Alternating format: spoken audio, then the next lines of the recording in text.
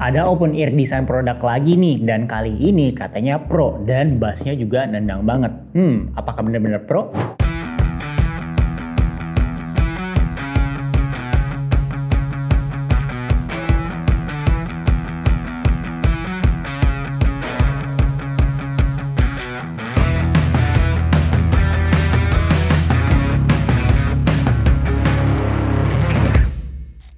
Oke, kalau misalnya lu suka lari dan suka konten tapi males bawa kamera yang gede-gede dan juga pengen dapetin POV atau perspektif yang lebih unik lagi. Nah, bisa cek ulasan gue terkait si Insta360 Go 3 yang linknya gue taruh di kanan atas ataupun di description box dari video ini.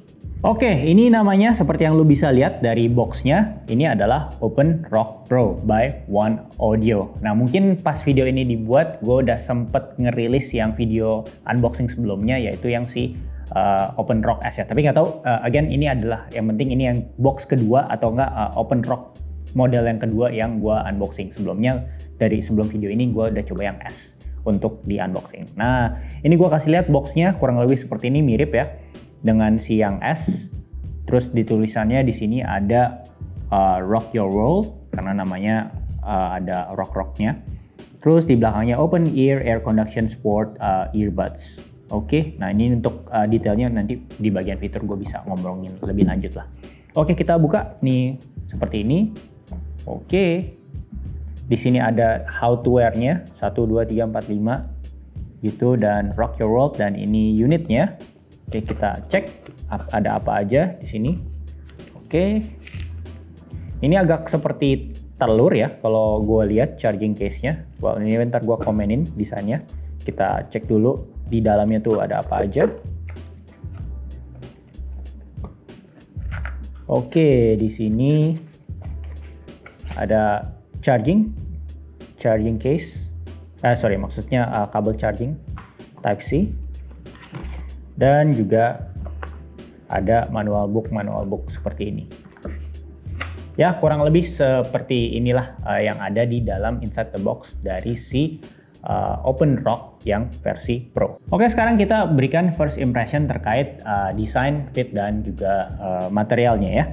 Pertama-tama kita ini biar bisa lo tahu ini udah Type C ya. Jadi Type C-nya itu dicolokin ke charging case-nya buat yang belum tahu. Dicolokin seperti ini.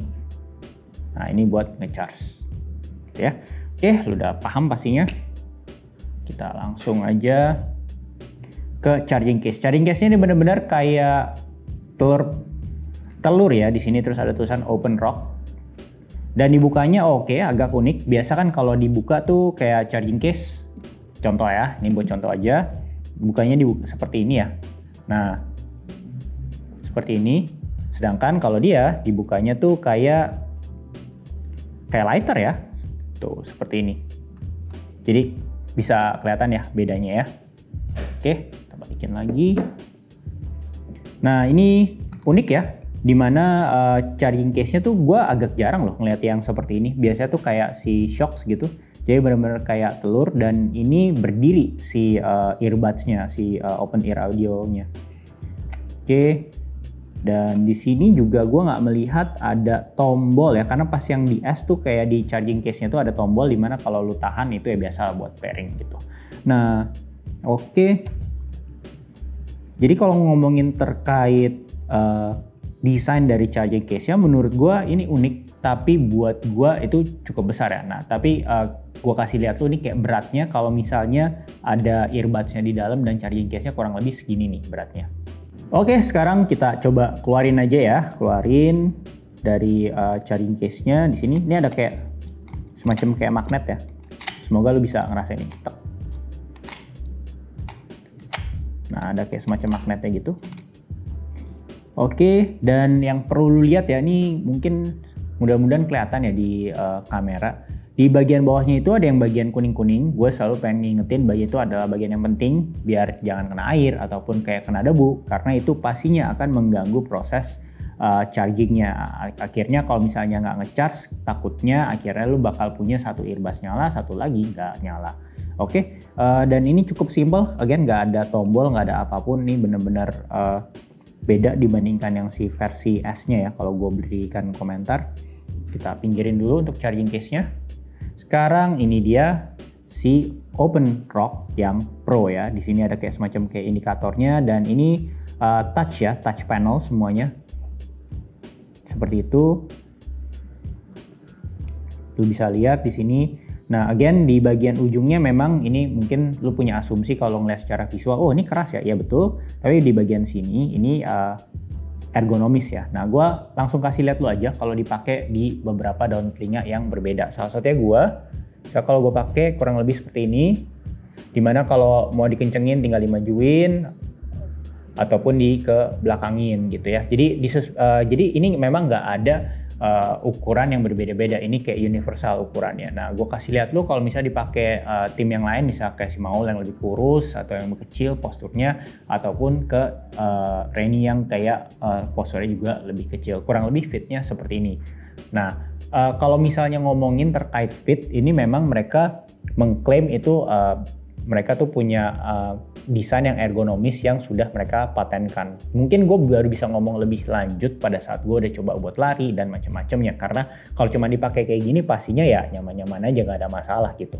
Nah, kalau misalnya lu lagi pengen cari pembanding open ear design dari brand lain, lu bisa juga cek ulasan gua terkait si Shokz Open Fit ya. Bisa klik linknya di kanan atas ataupun di description box dari video ini. Oke, sekarang kita ngomongin terkait spek, berbagai macam spek dan juga spek dari suaranya nih. Nah, ini menggunakan teknologi tube bass dari si OpenRock. Oke, sekarang kita ngomongin terkait spesifikasi suara atau enggak audionya dan juga spek-spek lainnya yang perlu lo ketahui. Nah, si OpenRock Pro ini dilengkapi dengan tube bass atau teknologi bass, yaitu OpenRock tube bass dan juga dengan driver 16,2 mm. Tentunya nanti gue bisa ngomong lebih lanjut terkait sound profile-nya di video-video review nantinya.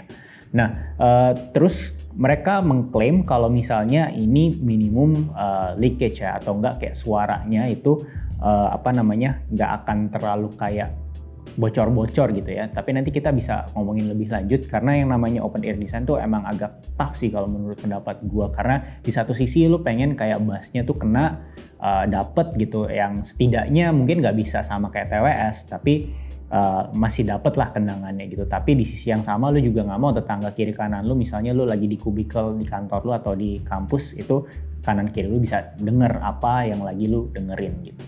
Nah, bedanya si Pro ini kalau misalnya dibandingkan dengan yang S adalah di sini tuh ada yang namanya Liso Bass Algorithm.